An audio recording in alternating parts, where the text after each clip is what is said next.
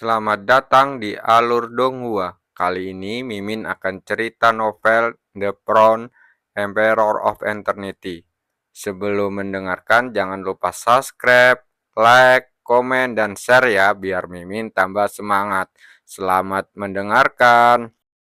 Melanjutkan episode sebelumnya, saat dia mendekati pintu masuk tambang dalam selangkah demi selangkah, Cukuangseng dapat dengan jelas merasakan hembusan angin dingin bertiup di wajahnya, membuat kulit wajahnya sedikit kaku. Apa yang tersembunyi di sini? Tanya Cukuangseng dengan mata berbinar saat dia berdiri di depan pintu masuk gelap. Setelah merenung sejenak, dia menoleh ke arah lelaki tua berbaju biru dan berkata, "Kau pergi dulu dari sini." Mendengar ini, lelaki berbaju biru itu tidak berani tinggal terlalu lama dan segera berbalik dan berjalan kembali. Mengalihkan pandangannya dari lelaki tua berbaju biru itu, Cukuangseng berkata kepada Liu Fei dan yang lainnya, "Ayo masuk untuk melihatnya." Qian Sangyang dan Liu Fei mengangguk dan berjalan mendekat. Melihat ini, Cukuangseng menarik nafas dalam-dalam dan perlahan berjalan ke pintu masuk. Begitu dia masuk ke sini, angin dingin yang menggigil bersiul dari segala arah, membuatnya langsung menggigil. Dengan kewaspadaan penuh, Cukuangseng melepaskan kekuatan mentalnya dan berjalan berhati-hati menuju kedalaman pintu masuk. Sepanjang perjalanan, ia hampir tidak menemui apapun kecuali angin dingin yang menggigit. Mungkinkah kata-kata itu dilebih-lebihkan? Matanya berkedip-kedip, dan kekuatan mentalnya memindai sekelilingnya, tetapi dia tidak menemukan bahaya apapun. Pemimpin klan Qian, apa yang telah kau temukan? Cukuangseng berhenti dan berbalik untuk bertanya. Qian Sangyang menggelengkan kepalanya dan berkata, "Tidak ada." "Bagaimana denganmu?" Dia menatap Liu Fei, tetapi melihat bahwa Liu Fei masih menggelengkan kepalanya. Aneh.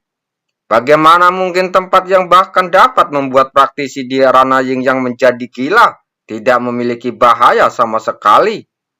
Cukuangseng mengerutkan kening, bahkan jika dia menggunakan kekuatan mentalnya untuk menjelajahi sekitarnya, dia tetap tidak mendapatkan apapun. Teruskan, dia melambaikan tangannya dan berjalan menuju ke dalaman pintu masuk dengan penuh kehati-hatian. Perjalanan ini berlangsung selama beberapa jam. Selama waktu itu mereka tidak menemui bahaya apapun kecuali angin yang semakin dingin. Tepat ketika Cukuangseng masih ragu, wajahnya tiba-tiba menjadi pucat dan dia berkata dengan heran, "Ada sesuatu di dalam tubuhku." Begitu dia mengatakan ini, wajah cantik Liu Fei dan Qian Sangyang langsung berubah. Dia tidak banyak bicara dan segera menggunakan kekuatan mentalnya untuk menjelajahi tubuhnya. Setelah beberapa saat, tatapannya tiba-tiba terfokus pada dan ekspresinya terkejut muncul di matanya. Di bawah eksplorasi kekuatan mentalnya yang menyeluruh, nyala api kecil muncul di sudut tubuhnya. Api itu mengandung suhu tinggi yang tak terlukiskan, yang mengerikan sekali. Jika meledak sepenuhnya, dia akan mati mendadak. Ya cepat-cepat mengerahkan kekuatan dalam tubuhnya untuk membungkus api itu, mencoba untuk memadamkannya. Tetapi yang membuat raut wajahnya berubah drastis adalah saat kekuatannya bersentuhan dengan api. Api itu langsung terbakar habis tanpa meninggalkan sedikit pun bekas. Api yang mengerikan. Seru Cukuangseng kaget. Saat dia tengah mempertimbangkan untuk menggunakan kekuatan lain untuk menghapusnya, sebuah gelombang halus tiba-tiba menyebar ke dalam hatinya. Wajah Cukuangseng tampak terkejut, lalu pikirannya terus bergerak. Cincin angkasa di jarinya berkedip sedikit, dan segulung kulit binatang compang-camping dipegang di tangannya. Ini dia. Dia menatap kulit binatang itu dengan heran. Benda ini persis kulit binatang yang diperoleh dari lantai 3 menara roh. Mungkinkah benda-benda di sini ada hubungannya dengan kulit binatang ini? Cukuangseng menebak dalam hatinya. Kulit binatang di tangannya tampak bergetar, dan cahaya yang hampir tidak terdeteksi bersinar keluar dan menyatu di dalam tubuhnya. Cukuangseng terkejut lalu buru-buru memeriksa tubuhnya. Saat berikutnya, dia terkejut melihat cahaya redup tak kasat mata itu membungkus api itu. Saat bersentuhan dengannya, lalu dengan cepat menarik api itu keluar dari tubuhnya. Ini, api pun melilit meninggalkan tubuhnya lalu menyatu dengan kulit binatang. Apa yang terjadi? Cukuangseng tampak bingung. Pada saat ini, serangan menyakitkan tiba-tiba datang dari belakang, membuat wajahnya langsung berubah. Kalian juga punya sesuatu di dalam diri kalian? Tanyanya pelan. Liu Fei menggertakkan giginya dan berkata dengan ekspresi kesakitan di wajahnya. Sepertinya itu adalah sekumpulan petir. Milikku adalah bongkahan es yang pecah, kata Qian Sangyan. Petir? Es pecah? Cukuangseng sedikit terkejut. Namun dia tidak punya waktu untuk berpikir terlalu banyak saat ini. Dia segera menjentikkan jarinya dan dua sinar cahaya yang hampir tidak terdeteksi melesat keluar dan lalu menyerbu ke tubuh Liu Fei dan Qian Sangyan. Setelah beberapa saat, cahaya itu kembali terbungkus dalam petir dan pecahan es, lalu menyatu lagi dengan kulit binatang. Begitu kedua benda aneh itu meninggalkan tubuh mereka, Liu Fei dan Qian Sangyan keduanya menghela nafas lega. Benda tadi sangat mengerikan. Begitu benda-benda itu meledak, mungkin akan merenggut nyawa mereka dalam sekejap. Kalian kembali dulu, aku akan menyelidikinya sendiri. Cukuangseng menatap mereka berdua lalu berkata dengan serius. Selama dia memegang kulit binatang itu di tangannya, begitu benda aneh itu muncul, dia akan dapat menarik keluar dari tubuhnya. Namun, Liu Fei dan Qian Sangyan tidak demikian. Begitu benda aneh itu tiba-tiba muncul, sudah terlambat untuk menyelamatkannya meski ia memiliki kulit binatang. Jadi, untuk amannya, dia hanya bisa membiarkan mereka berdua kembali terlebih dahulu. Liu Fei terlihat ragu sejenak, tapi mengetahui keseriusan situasinya. Dia tidak hanya bicara, tetapi hanya mengingatkannya. Hati-hati, jika terlalu berbahaya, cepatlah kembali. Aku akan mengingatnya. Cukuangseng mengangguk. Kalau dia benar-benar menghadapi bahaya yang tak tertahankan, dia tentu tidak akan terburu-buru menghadapinya. Lagi pula, tidak peduli seberapa bagus harta karun itu, Anda harus tetap hidup untuk menikmatinya. Mendengar ini, Liu Fei dan Qian Sangyan saling berpandangan, lalu mundur satu demi satu. Melihat kedua orang itu pergi, Cukuangseng perlahan berbalik, memegang kulit binatang itu erat-erat di tangannya, menatap kedalaman yang tidak diketahui di depannya, dengan kilatan cahaya di matanya. Hal mengerikan apa yang tersembunyi di sini yang benar-benar dapat menghasilkan kekuatan yang sama sekali berbeda dalam tubuh seseorang. Dia menghirup udara dingin-dingin, lalu berjalan maju perlahan. Semakin dalam ia menyelam, semakin sering kemungkinan hal-hal aneh keluar dari tubuhnya tanpa alasan. Untungnya, dengan bantuan kulit binatang, ia dapat menarik keluar dari tubuhnya secepat mungkin. Jika tidak, dia benar-benar tidak tahu berapa kali dia akan mati. Mengapa belum berakhir? Cukuangseng bergumam dengan ekspresi tegang.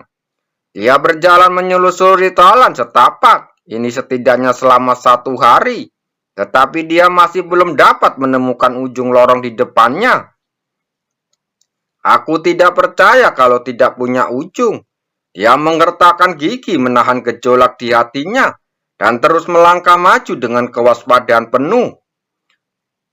Dalam kegelapan, sesosok tubuh bergerak hati-hati. Keadaannya gelap gulita dan sunyi senyap, hanya suara langkah kaki yang bergema. Tidak diketahui berapa lama kegelapan ini berlangsung. Ketika Cukuangseng hampir kehilangan kesabarannya, secerah cahaya akhirnya bersinar dari depan, yang tiba-tiba mengejutkan pikirannya yang agak kesal.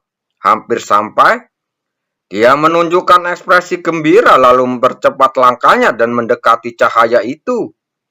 Saat ia semakin mendekat dengan cahaya, benda-benda aneh terus-menerus diseret keluar dari tubuhnya dan menyatu dengan kulit binatang. Secara bertahap, kulit binatang itu menjadi lebih cerah, dan pola sepanjang beberapa inci muncul di atasnya. Tetapi Cukuangseng tidak menyadari semua ini. Saat jarak semakin mendekat, cahaya di depan mata semakin terang. Kegelapan berangsur-angsur surut pada saat ini, dan sebuah gua kosong muncul di depannya.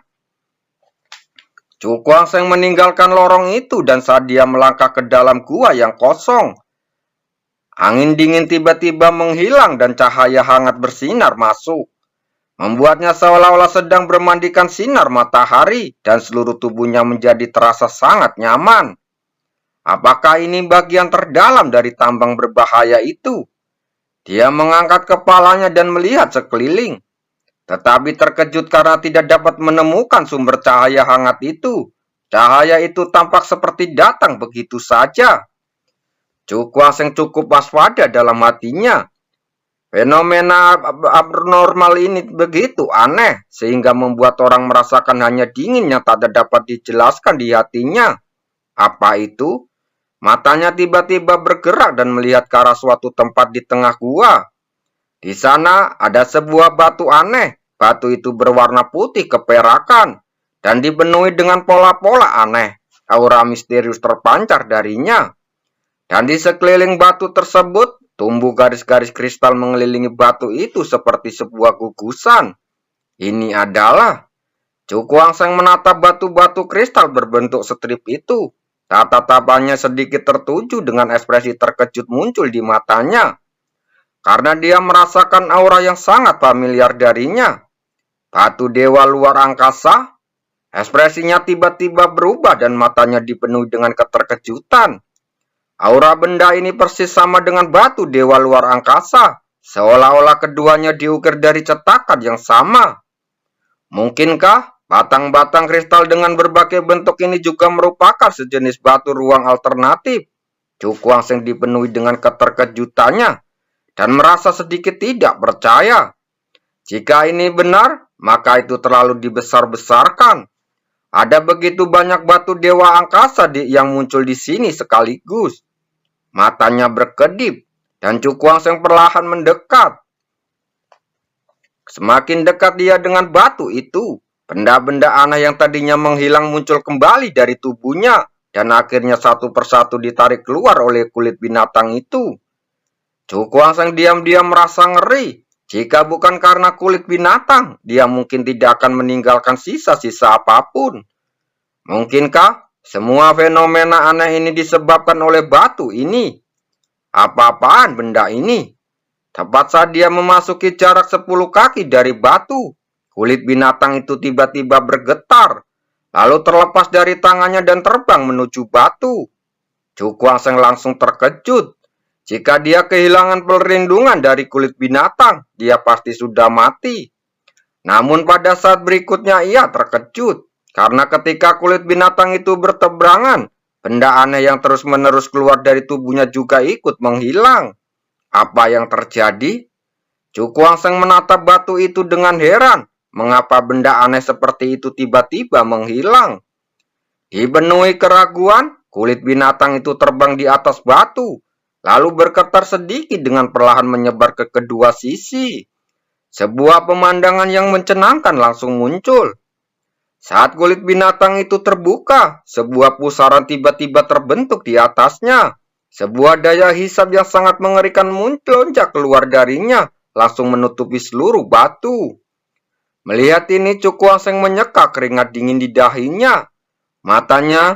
Di matanya, batu-batu biasa ini tidak jauh berbeda dengan binatang buas. Jadi ketika dia melihat perilaku kulit binatang yang mendominasi, dia benar-benar ketakutan. Takut batu itu akan meledak dengan kekuatan yang mengerikan. Tetapi apa yang terjadi selanjutnya membuatnya sadar bahwa kekhawatirannya tidak perlu. Karena daya isap kulit binatang, batu itu perlahan naik ke atas. Lalu akhirnya tenggelam ke dalam pusaran tanpa ada perlawanan apapun. Langsung lenyap tanpa jejak. Menghilang? Cukuangseng cukup tercengang. Apakah makhluk jahat itu tiba-tiba menghilang begitu saja? Sebuah ekspresi keheranan di wajahnya sempat menyebar. Cahaya putih perak yang menyilaukan bersinar dari kulit binatang itu. menerangi gua yang kosong.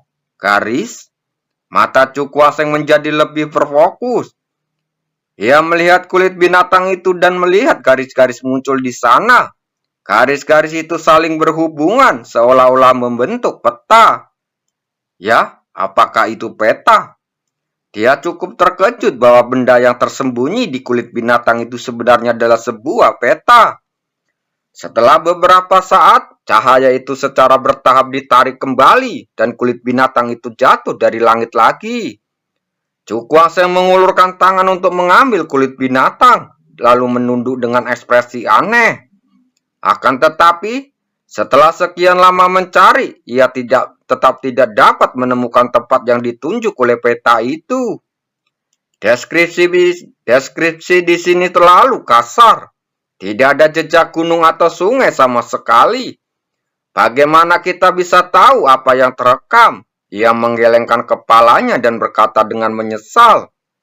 Awalnya, ia berharap bahwa semua ini akan membantunya mengungkapkan rahasia yang tersembunyi di balik kulit binatang ini.